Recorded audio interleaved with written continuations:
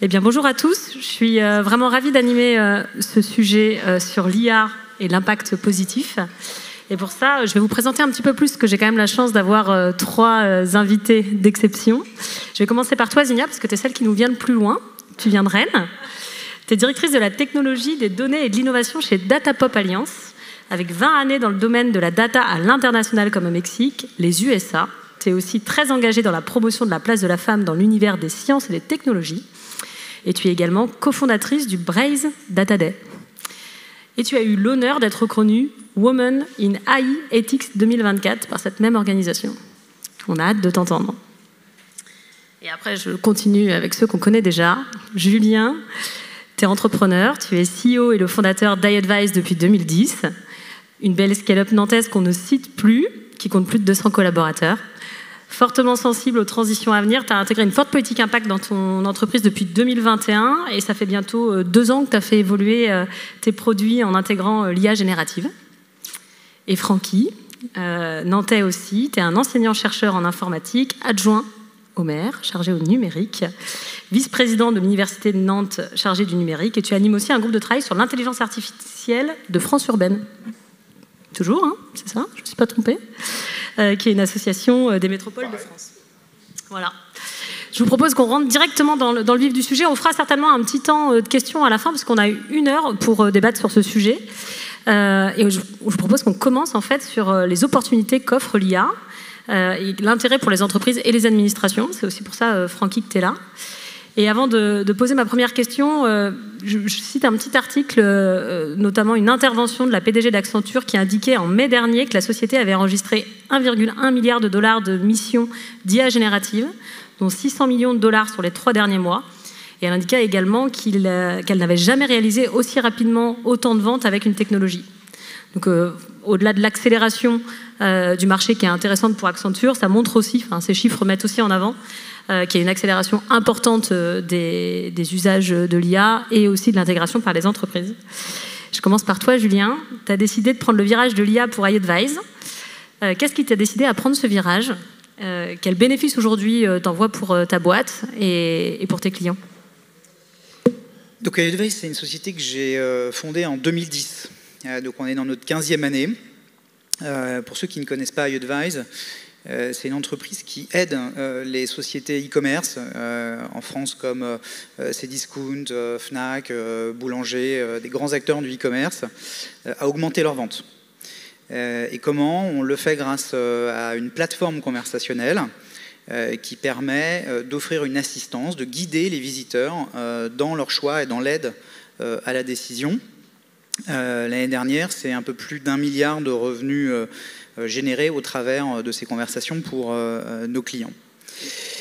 La conversation, jusque-là, en avant-vente, c'est-à-dire comment est-ce qu'on peut vous aider à choisir le bon produit, cette conversation, jusque-là, ne pouvait être réalisée que par l'humain.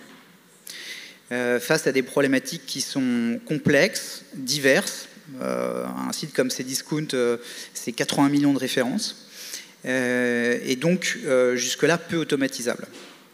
Fin 2022, OpenAI popularise les LLM et l'IA générative avec ChatGPT. Comme beaucoup d'entreprises, on mène de premières expérimentations. Et la toute première expérimentation qu'on mène est une expérimentation où on rejoue des conversations qui ont eu lieu entre des vrais clients, qui ont posé des vraies questions, et des vrais conseillers qui ont apporté des réponses.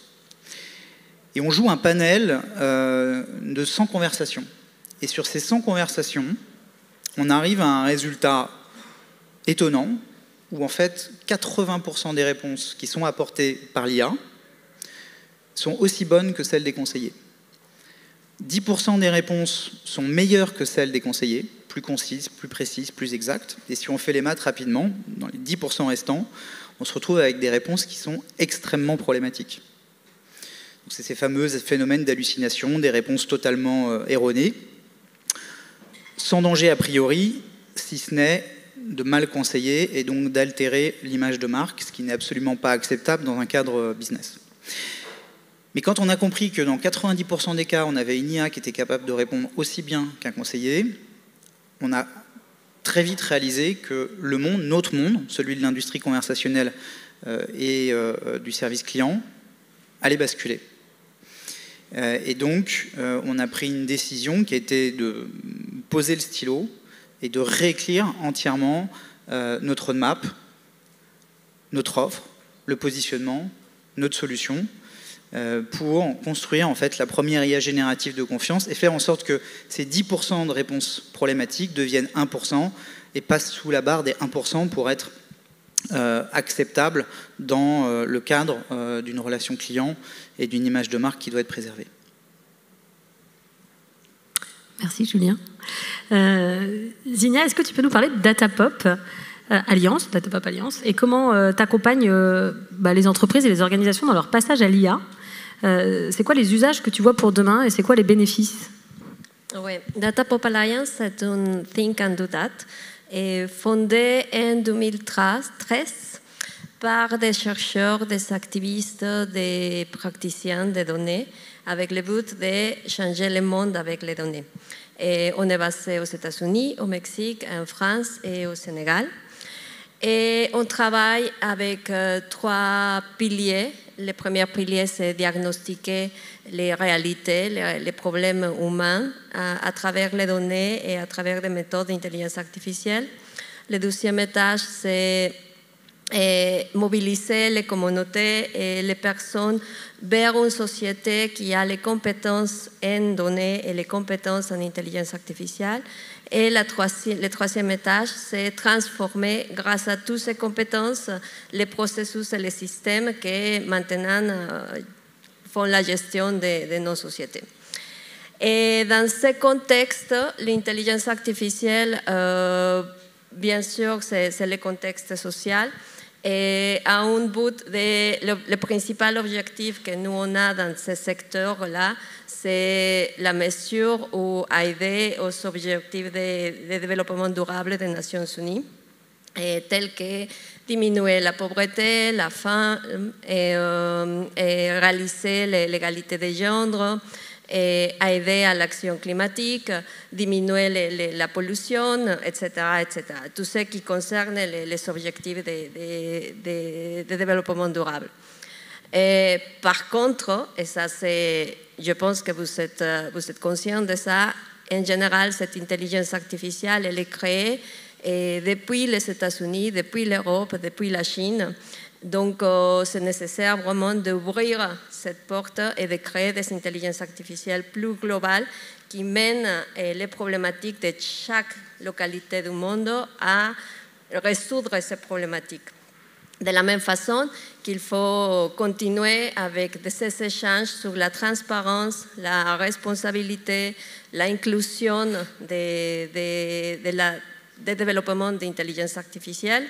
Et parce que, voilà, déjà, c'est en général fait par ces 3 régions du pays. Et deuxièmement, c'est fait par des hommes. Donc, ça, c'est les 2 principales variables. Donc, bien sûr, il faut ouvrir tout ça à un monde plus global. Merci Zinia. Et Francky, toi, au niveau d'une métropole, ça veut dire quoi, adopter l'IA? Adopter. Ouais, adopter l'IA. Adopter l'IA. Alors, avant tout, je pense que on arrive en 2024, ceux qui se souviennent d'un temps où Internet est arrivé, où les usages, anticiper ce que sera dans 5 ans, dans 10 ans, l'aventure, les récits où vont nous emmener l'IA, on n'est pas capable de le prédire et donc il faut rester assez modeste. Et vraiment, c'est pour ça que quand on parle de régulation, qu'on parle non pas de contrôle, mais de cadre, d'appropriation, de confiance, ça peut paraître un petit peu paradoxal parfois. Voire c'est des aimants politiques où certains opposent innovation, régulation. Je crois que c'est important de prendre conscience qu'en 2024, on est incapable de savoir quels seront les usages, les impacts dans 5 ans, dans 10 ans, au même titre qu'en 1994, quand Internet est arrivé, personne n'aurait pu prédire tout ce qui est arrivé de belles choses, comme par exemple la création du Web Today, par exemple, sur le sujet. Donc ça, c'est le premier constat. Le deuxième constat, c'est adopter l'IA, c'est justement, peut-être non pas anticiper, mais poser un cadre, quand on est dans une collectivité qui s'engage pour l'intérêt général et qui doit justement poser des enjeux de non pas pour ou contre, mais on va dire, de pleine conscience ou de savoir être le plus éclairé possible, même si, encore une fois, dans 5 ans, ce n'est pas ce sur quoi on va aller. Mais là, on a un passage de cap sur lequel on est obligé de poser justement un cadre de déploiement, d'expérimentation, de capacité de dire non. Parce que c'est pas parce que la technologie est là, il faut pouvoir à un moment donné se dire elle doit être plus qu'utile, elle doit être au service d'une politique publique de l'intérêt général. C'est peut-être un peu différent pour justement le volet économique privé.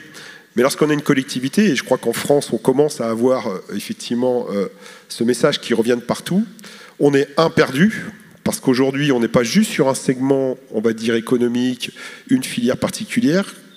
L'IA peut être utilisée sur toutes les politiques publiques aujourd'hui, de la sécurité, en passant par l'eau, en passant par tout ce qui touche en fait le quotidien des citoyens et qui sont régaliens, au sens quelque chose qui aujourd'hui peut perturber, créer des inégalités, en tout cas fait que ça peut être dangereux ou magique. Ça peut être dangereux ou magique. Donc l'idée, c'est pas de se dire je prends l'un ou l'autre, c'est de se dire donnons-nous. Donc adopter l'IA dans une collectivité, c'est avant tout donnons-nous les moyens de pouvoir évaluer les impacts, qui soient aujourd'hui sur l'efficience d'une politique publique, on y reviendra, l'impact sur les agents des collectivités dans leur métier, est-ce qu'on parle d'émancipation ou de réduction ou de transformation, les impacts sur est-ce que l'IA est réellement indispensable ou est-ce qu'on peut faire autrement, l'impact sur la sobriété de fait. On a parlé un petit peu, la redevabilité et ce qu'on appelle la transparence, nous, non pas sur l'IA, mais effectivement, pour éviter d'avoir des biais, quels qu'ils soient, il faut peut-être être en capacité d'aller à l'origine de la donnée, la certification, la validation.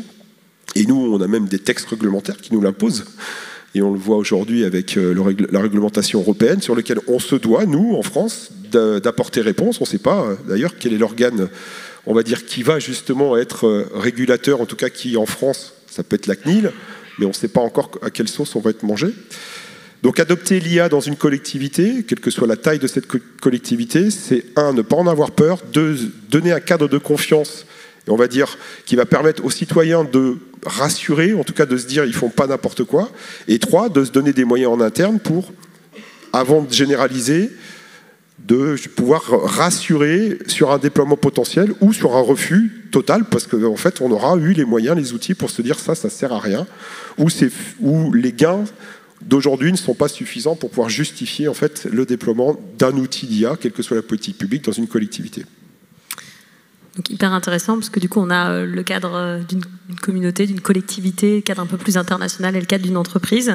Et donc, ce qu'on vous propose, c'est le thème de la conférence, c'est d'aller explorer un peu les différents impacts. On va commencer par l'impact social.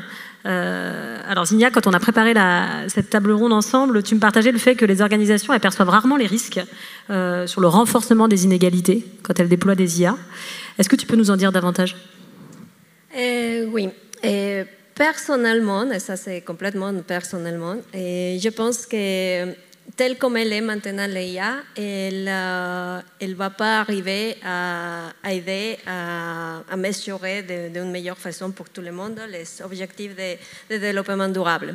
Pourquoi? Parce que si on se fixe mesurer un de développement durable, bien sûr, on va avoir des impacts négatifs pour les autres. Dans ce contexte, par exemple, je peux donner quelques exemples.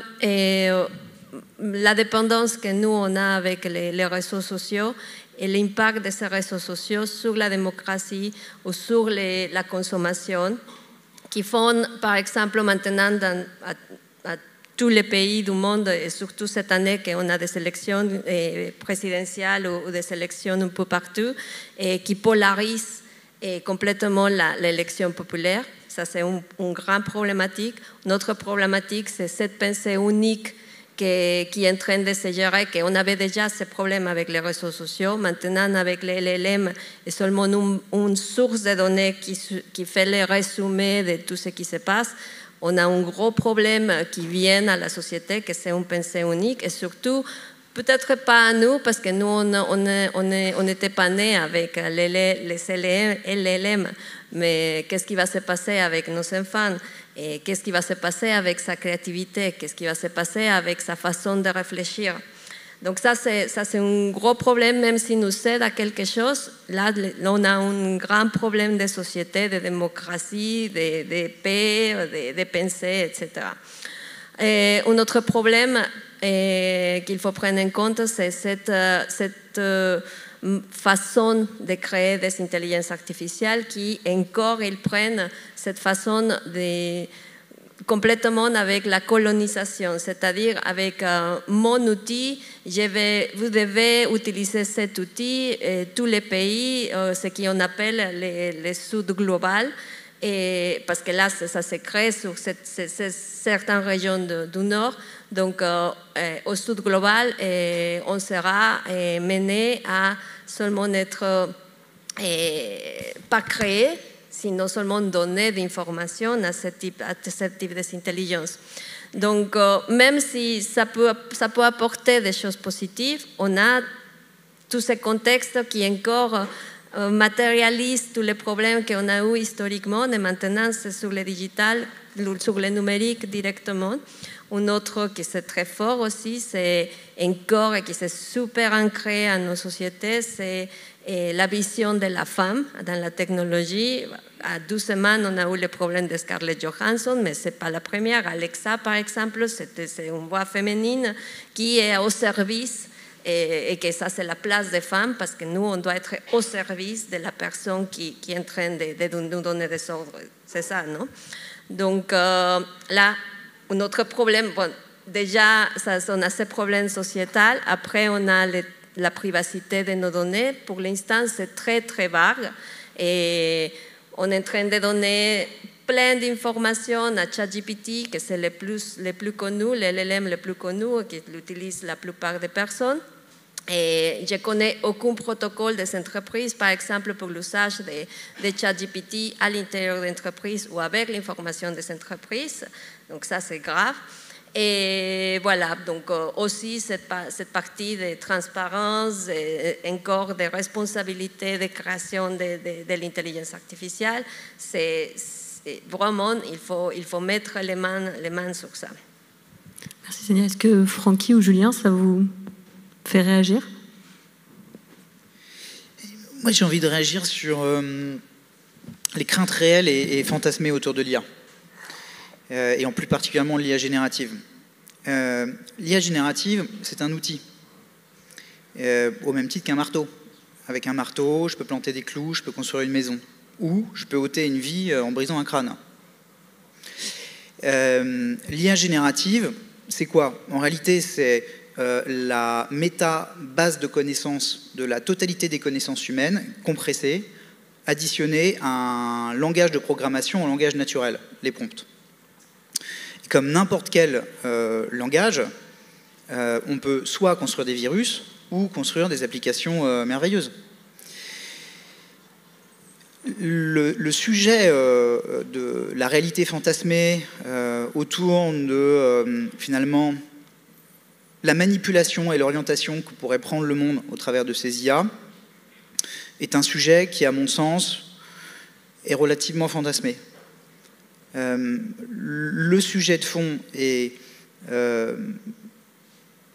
la crainte réelle que le monde doit avoir, c'est la mutation sociale que l'IA va amener.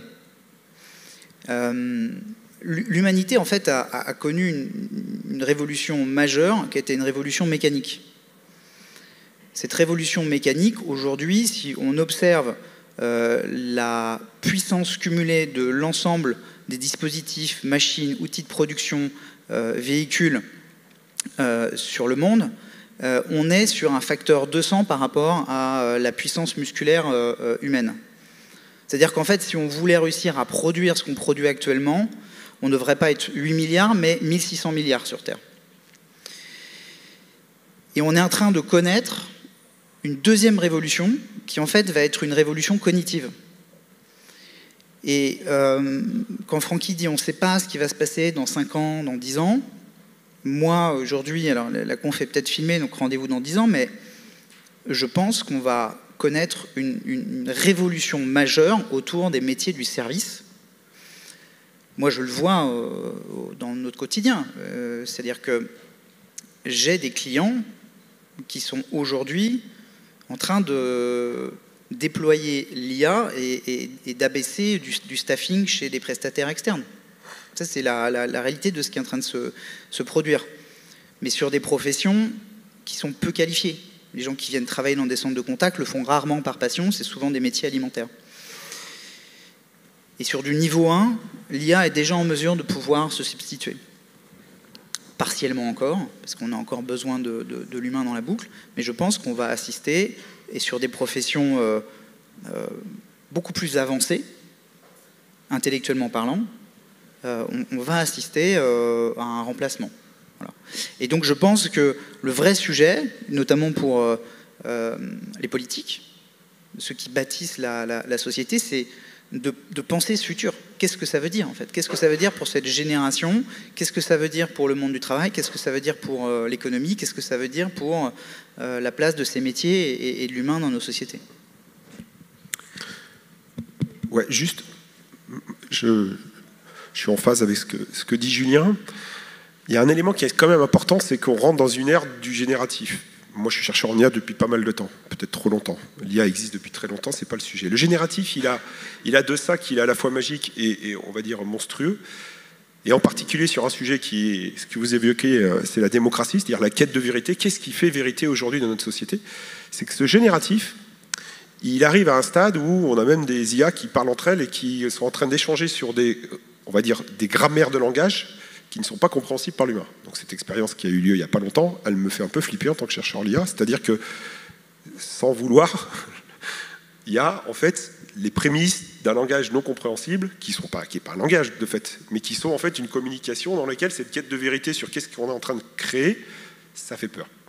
Après là, ça reste dans le domaine des laboratoires et on joue l'apprenti sorcier, mais ça ne sort pas de plus. Par contre, ce qu'on voit bien aujourd'hui, c'est cette nécessité du discernement au rapport à l'IA et ce qui est justement généré sur les contenus, donc ce rapport à la vérité, l'esprit critique, c'est clair. Sauf qu'aujourd'hui, on rentre dans des situations dans lesquelles, là, on a du mal à avoir ce discernement de l'IA qui sera, on va dire, au même niveau dans toutes les strates de la société. Et on voit bien que là, va y avoir des vraies ruptures entre le naïf BA, entre celui qui n'a pas été éduqué pour le faire.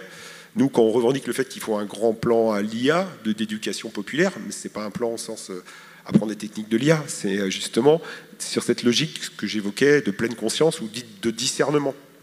Et on le voit bien encore récemment, enfin, JO 2024, ce qui se passe aujourd'hui, on voit bien que c'est quand même assez hallucinant, on sait d'où ça vient, mais je crois qu'il y a des gens qui pensent réellement ce qu'ils lisent ou ce qu'ils voient sur la sphère aujourd'hui qu'on appelle les réseaux sociaux, qui dans 5 ans, je ne sais pas ce que ça sera. Ça, c'est le premier élément. Le deuxième élément sur l'impact social, il est quand même aussi en lien avec le quotidien des gens, c'est les métiers. On va peut-être y revenir, mais certains métiers ne seront pas touchés, de fait, d'autres vont l'être pleinement. Et là, on a aussi, quelque part, une rupture, une inégalité, en fait, de l'impact de l'IA. Et ça, il va falloir qu'on le traite tous collectivement, alors avec, effectivement, des métiers, des filières, qu'on anticipe, et c'est tant mieux. Mais là, on voit bien qu'on a une accélération qui est quand même assez phénoménale depuis 30 ans.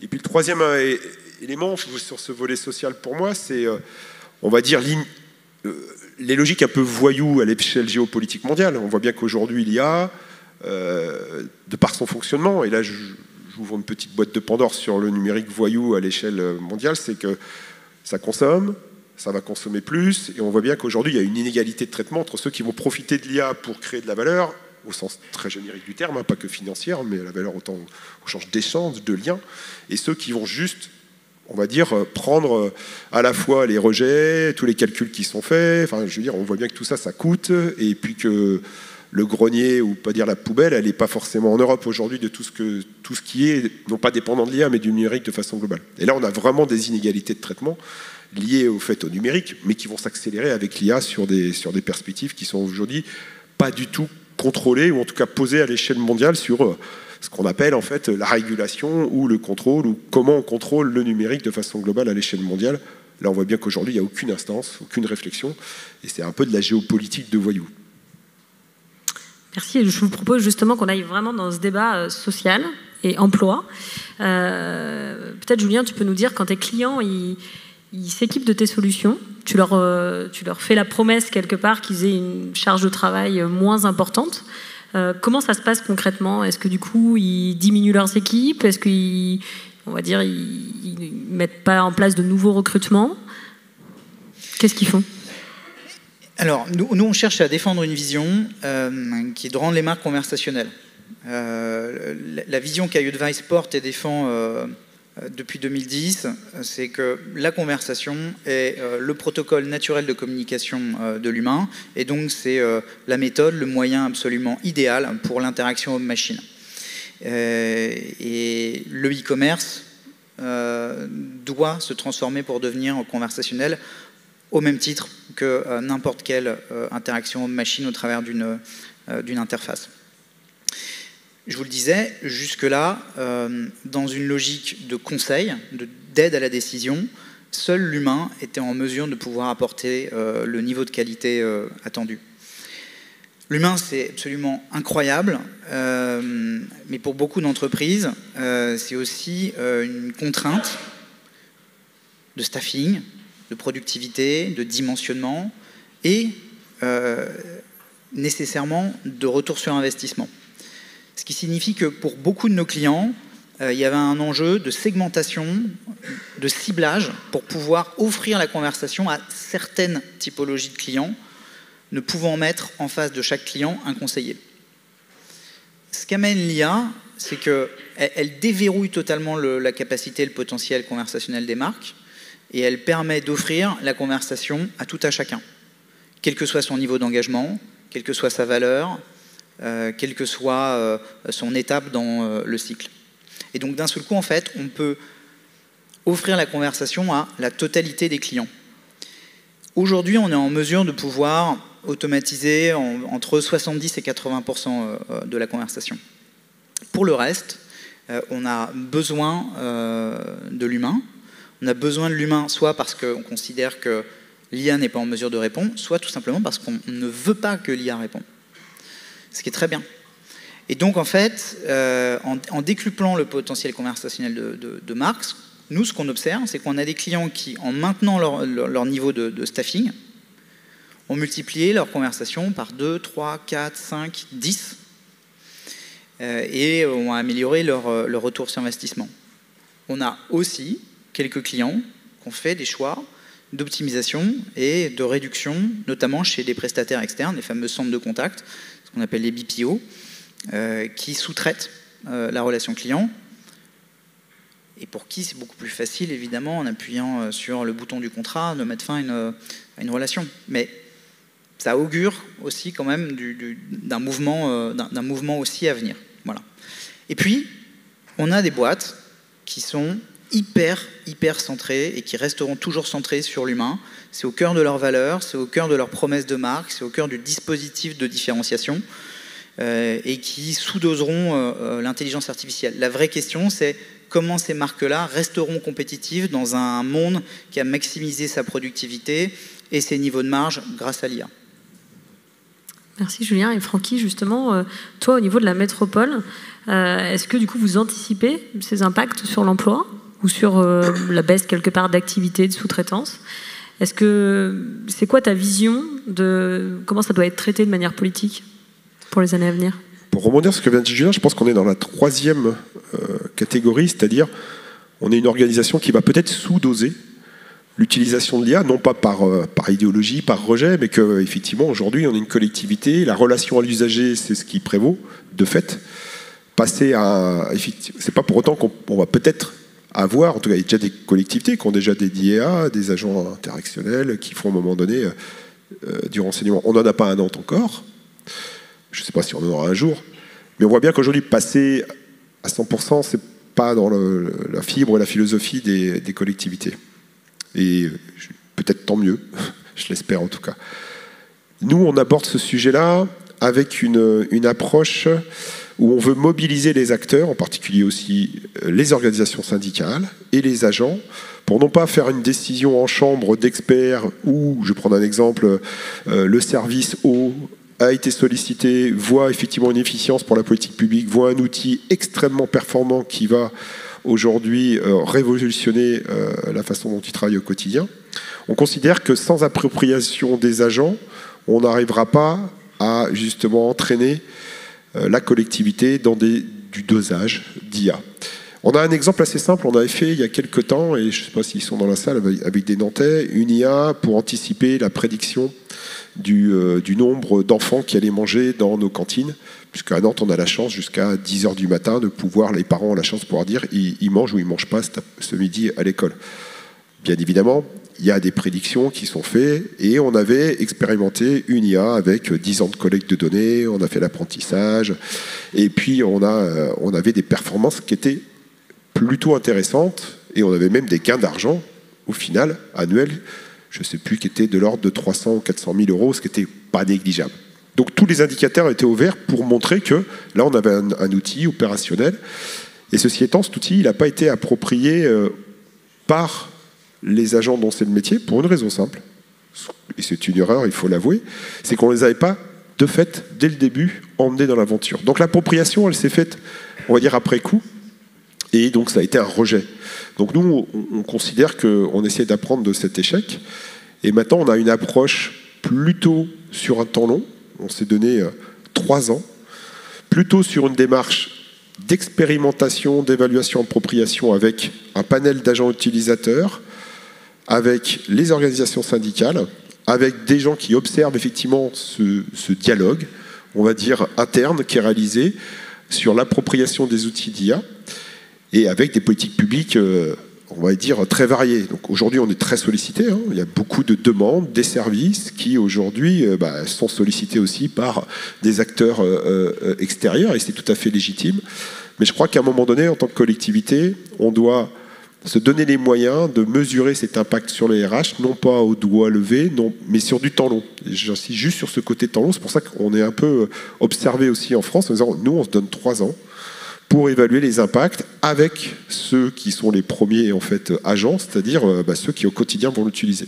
Et qui vont, eux, nous dire, avec des méthodes d'évaluation très précises, mon impact, c'est de l'émancipation, c'est de la réduction de temps de travail, c'est de la mutualisation potentielle, c'est des services rendus à l'usager meilleurs ou pas. Donc c'est pas simple, quoi. Il y a une méthodologie un peu fouillée et complexe à mettre en place. Nous, on s'engage sur ce processus qui va être long, mais sur lequel on espère avoir la transparence et, on va dire, l'adhérence en interne.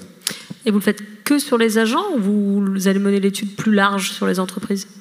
Pour l'instant, on reste vraiment sur notre périmètre, c'est nos politiques publiques, nos agents qui sont au service de ces politiques publiques. Donc pour l'instant, il n'y a pas de réflexion au-delà d'un point de vue macroéconomique ? Non, on est vraiment resté sur le périmètre qui est le nôtre. Après, si du point de vue territorial, on peut étendre cette méthode avec d'autres acteurs qui pourraient être intéressés, you're welcome, hein. Moi, je vois les équipes qui sont dans la salle, on est prêt à étendre potentiellement, mais c'est pas un sujet simple dans les collectivités. Et en France, on est les seuls à ouvrir ce sujet-là. Il y a d'autres collectivités. Je prends un exemple d'Elibia. Delibia, c'est une start-up que vous connaissez peut-être, hein, qui fait fureur aujourd'hui dans les collectivités parce que c'est un outil qui permet de générer automatiquement les délibérations qui sont proposées dans les instances délibératives, conseil municipal, etc. Effectivement, quand vous faites une délibération sur une usine d'eau, que vous allez faire un retraitement, une requalification de travaux, ça a déjà été fait. Donc il y a tout un corps de délibération ça va assez vite et c'est assez simple hein, en termes de technique, technologie. Donc Delibia fait un carton. Aujourd'hui, des collectivités comme Montpellier utilisent Delibia, mais aujourd'hui, nous, on s'interdit de le faire sans avoir effectivement les agents qui sont aujourd'hui et d'expérimenter avec des vrais indicateurs à évaluer. On aurait pu dire oui, on y va. Et puis on voit après.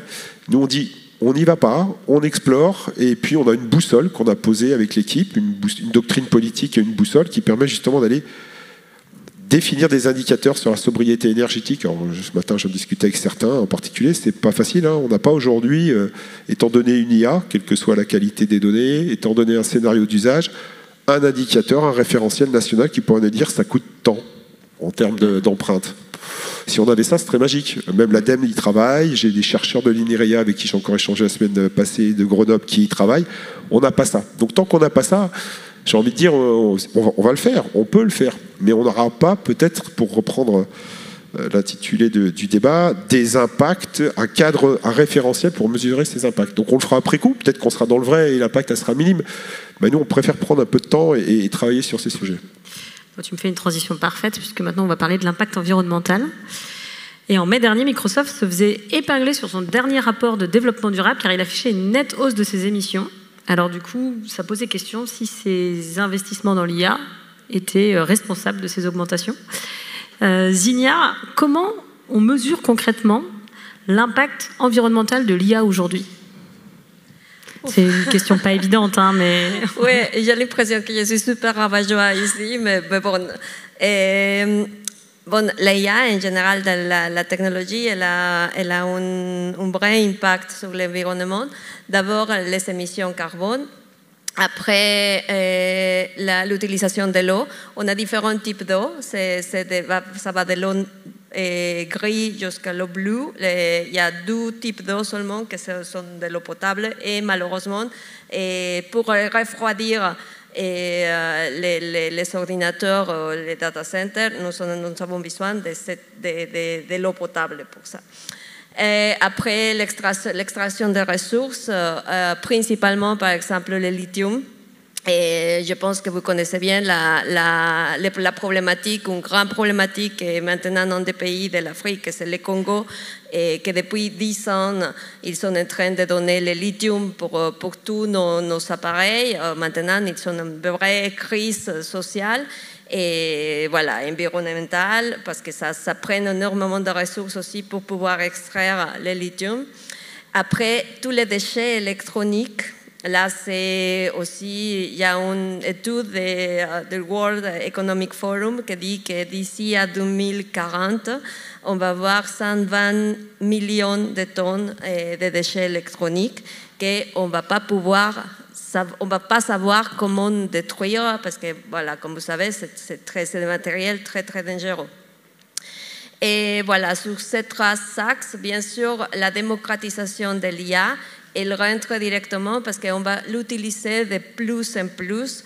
Et simplement, si on fait une image à Dali ou à n'importe quelle intelligence générative que nous on utilise, on dépense la même quantité d'énergie que si on charge un téléphone portable et on dépense une certaine quantité, ça dépend des types d'images, soit un verre d'eau, de 1 verre d'eau jusqu'à 1 litre d'eau. Donc, tout ça, c'est par rapport à notre environnement. Est-ce que nous, comme société, là, la question maintenant, et là, je suis d'accord avec Julien, c'est à ce moment-là, c'est nous demander qu'est-ce que c'est l'humanité, nous demander où, comme société, nous, on veut y aller, et à ce moment-là, prendre l'intelligence artificielle comme un outil, mais pas que l'intelligence artificielle nous prenne pour que nous, on l'utilise et nous prenne de notre côté. C'est comme les réseaux sociaux aussi, c'est un outil, mais malheureusement, et là on le voit dans la démocratie cette année, et dans tous les pays, on a des oppositions qui sont complètement, que c'est les extrêmes. Et tout ça, c'est généré justement pour les algorithmes qu'il y a derrière. Donc, je pense que c'est le moment de nous demander, et c'est dans le monde entier, c'est ce qui est super difficile parce que bon, ici en Europe, déjà on a toute une région qui est en train de se mettre d'accord pour une régulation, mais dans tout le monde, on est en train de travailler un peu pour réguler, pour voir qu'est-ce qu'on peut faire de mieux, mais c'est une conversation internationale en fait, c'est cet impact qu'on va faire de l'intelligence artificielle à l'environnement et aussi à la société. Hyper intéressant. Et du coup, c'est sûr qu'on retrouve les mêmes impacts quelque part que le numérique global. Tu as beaucoup parlé d'eau, quand même. Et si on rentre plus concrètement dans les fameux bilans carbone que font les entreprises pour essayer d'avoir des axes de progression. Toi, Julien, ça fait 3 ans que tu fais ton bilan carbone chez iAdvise. Et cette année, ce qui est intéressant, c'est que vous avez intégré l'impact de l'IA. Tu peux nous en dire davantage ? En fait, long story short, il est faible, l'impact. Nous, on émet environ 1900 tonnes de CO2. La très large majorité de ces émissions, c'est du computing. Donc, ce sont nos serveurs, ou lorsque nos solutions sont utilisées sur les devices du client, son smartphone ou son laptop. Donc, c'est l'énergie. Voilà. Et en fait, aujourd'hui, l'IA générative, elle ajoute 0,3 tonnes de CO2 par mois.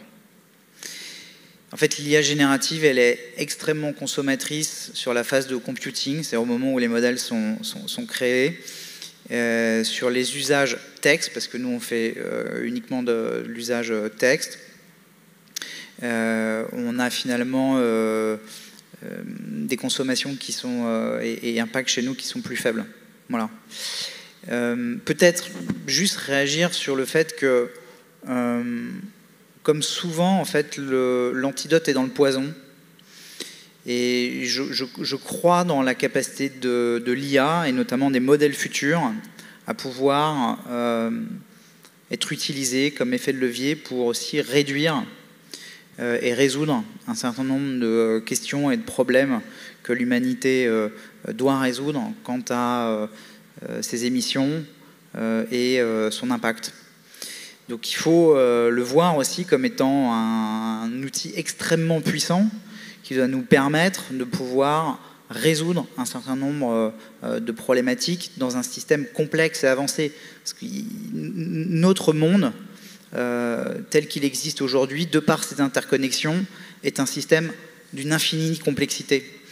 Et pour pouvoir le comprendre, agir sur ces milliards de paramètres, l'IA est un outil qui est en mesure de pouvoir le faire, ou en tout cas les modèles de demain seront en mesure de pouvoir l'adresser. Donc, moi j'ai une vision assez optimiste dans le fait que certes, ces modèles aujourd'hui consomment des gigawatts, consomment de l'eau, requièrent des puces et des chipsets qui demain vont polluer, mais peuvent être la solution, avec cette conviction que l'antidote est dans le poison.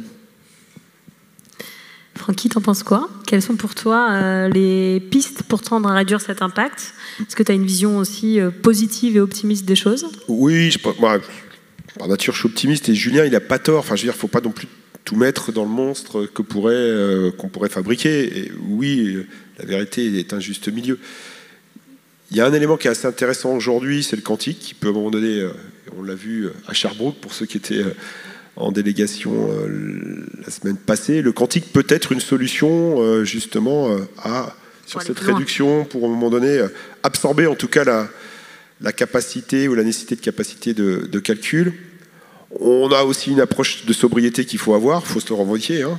On revendique le numérique responsable, je pense que tous autant compter individuellement, collectivement, on doit avoir de la sobriété. Puis après, on doit avoir de la mesure globale, c'est-à-dire que ce que Julien dit aussi, c'est qu'il ne faut pas négliger, on va dire, peut-être un coût initial, en particulier sur la phase d'apprentissage, mais sur la vision globale de ce que peut servir aujourd'hui une IA, qu'elle soit générative ou pas, il faut voir les effets déport. Donc, ce qui n'est pas facile à calculer, d'ailleurs, c'est effectivement, ça coûte, mais peut-être qu'il y a des effets déport qui sont, de point de vue plus macro, à calculer. Après, sur ce sujet, c'est pas pour autant qu'il ne faut pas faire des efforts, hein, et je crois qu'aujourd'hui, il nous faut des référentiels, en vrai. Et tant mieux, hein, si tu le calcules, et c'est très bien, chaque entreprise devrait le faire. Alors toi, tu es spécialisé, Julien, dedans, donc c'est peut-être essence. 2, il faut quand même, à un moment donné, croire à la science, sur effectivement les modèles en tant que conceptuels, c'est-à-dire indépendamment du quantique, on peut aussi faire des choses, mais on ne se passera pas de sobriété. Donc pour moi, l'IA utile doit être posée comme un précepte, c'est-à-dire, et on le voit bien, encore une fois, depuis le début, on a l'impression d'être, moi je suis ni pour ni contre, mais en IA, ça fait longtemps qu'on fait des belles choses, et qu'on sauve des vies, donc ça, faut aussi le dire. L'IA dans la santé, c'est juste phénoménal. Moi, j'ai plein de collègues qui sont généticiens. On en a ici, on a la chance. Pierre-Antoine Gouraud, pour ceux qui ne connaissent pas, je vous recommande de regarder. On ne peut pas faire de génétique sans IA depuis longtemps. Et ils font des choses impressionnantes. Et on sauve des vies. Donc, effectivement, il y a le monstre, il y a le pharmacon, comme tu dis, c'est à la fois le remède et le poison, mais il y a des choses positives. Moi, la seule, effectivement, accélération que je vois, c'est le génératif. Avec les multimodales, je ne sais pas si vous avez vu, il y a quand même le génératif textuel, c'est bien, mais quand on commence à y avoir la parole, on a une perte de conscience presque. Des fois, c'est quand même assez impressionnant d'avoir des discussions. Donc ce côté multimodal qui s'accélère, là, il fait quand même un peu peur, parce qu'on ne sait plus à qui on parle en vrai. Alors, vous avez cité Alexia, etc., mais il y a aujourd'hui, sur cette génération, c'est quand même incroyable, parce qu'à la fois, il y a le son, le texte, l'image, enfin bref, tout ce qu'on peut imaginer. Mais sur l'empreinte, moi, je crois qu'il faut être extrêmement radical sur cette utilité des IA. Il faut qu'on pose le concept d'utilité avant tout et éviter les dérives. Alors ça peut paraître évident, mais parfois ça l'est pas, parce qu'on fait quand même de l'IA et on pourrait s'en passer. Donc il faut pour moi qu'on garde l'IA sur tout ce qui est vraiment utile et sur lesquels on se donne des méthodologies pour, encore une fois, se dire on en a besoin. Et là, ça peut être contestable un petit peu, mais l'ensemble des impacts sont positifs, ou l'ensemble. la somme ou la conjugaison des impacts est positive. Donc le détriment d'une sobriété énergétique peut être parfois levé, mais il faut avoir ces référentiels communs sur l'utilité d'une IA, quoi. Et aujourd'hui, on n'y est pas. Et nous, dans les collectivités, on essaye d'avoir justement ces boussoles qui nous rationalisent tout ça, quoi. Pour conclure ces échanges, j'ai 2 petites questions avant de passer potentiellement aux questions de la salle. Quelles sont, selon vous, les priorités clés pour garantir que l'IA contribue positivement à un avenir durable et équitable? C'est très en thème avec le festival. Moi, je pense que la clé, c'est, voilà, on a par exemple ici en Europe, on a l'EU Act qui a sorti il y a 12 semaines. Et là, on commence à avoir un cadre plus ou moins, mais là, le problème, c'est que c'est encore très théorique. Donc, même, et moi j'adorais cette façon que ça venait de DSA, de diviser les risques. Mais voilà, ça c'est la théorie. Après, et même la Commission européenne, elle a dit, là, le gros problème, ça va être comment est-ce qu'on va implémenter ça dans tous les secteurs. Donc là, on va dire qu'on va aller dans le 12e étage et que c'est vraiment aller dans chacun des secteurs et à partir de chaque secteur, regarder les risques qu'on peut avoir et c'est à ce moment-là qu'on va avoir conscience et je pense d'une façon plus claire de qu'est-ce que c'est l'impact que nous on peut avoir et lesquelles seront les limites. Après, le 3e étage, je pense que ça sera le plus compliqué, c'est faire des audits. C'est vraiment de mesurer, de voir si vraiment toutes les compagnies, je pense que les compagnies européennes, elles vont être bien calées sur cette régulation. Mais encore une fois, on est dans un monde global. Comment est-ce qu'on va mesurer tous les IA qui viennent de l'extérieur et comment on va vraiment savoir que ces IA, elles sont ad hoc avec notre régulation. Et après, c'est seulement dans l'Union européenne, mais qu'est-ce qui va se passer ailleurs? C'est un peu comme la régulation de tout. Voilà, ici, ça ne marche pas et tu ne peux pas créer ça, mais de toute façon, dans un autre endroit du monde, tu vas pouvoir le créer. Et je suis complètement d'accord avec Francky. Et aussi d'une façon éthique, je pense. Et hier, j'étais à la French Tech Rennes et j'adorais cette expression d'une avocate qui disait, parce que là, bien sûr, je pense que la plupart des auto-entrepreneurs, maintenant avec les EU Act, on se demande comment on y fait, non? Parce que ça, c'est le problème. Et finalement, elle a dit une réponse peut-être pas très technique, mais que finalement, si chacun il est éthique à sa façon d'être, c'est sûr que ça va coller avec la loi telle comme elle est maintenant. Et bien sûr, cette loi, on doit régler encore plein de choses. Ça sortit un peu au dernier moment en regardant la vitesse avec laquelle l'intelligence artificielle générative elle arrive chaque semaine. On a une nouvelle chose. Donc, bien sûr, on doit avoir quelque chose déjà et à partir de là, commencer à travailler. Donc, je pense que ce chemin, c'est un bon chemin, mais je ne sais pas comment on va le régler rapidement parce que la technologie, bien sûr, elle avance plus rapidement que la régulation. Julien, Francky?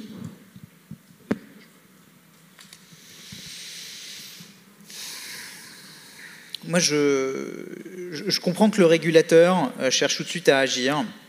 Donc, on s'est dit, bon, allez, il faut par exemple appliquer un RGPD à l'AI, assurer la protection des données des utilisateurs. Fine.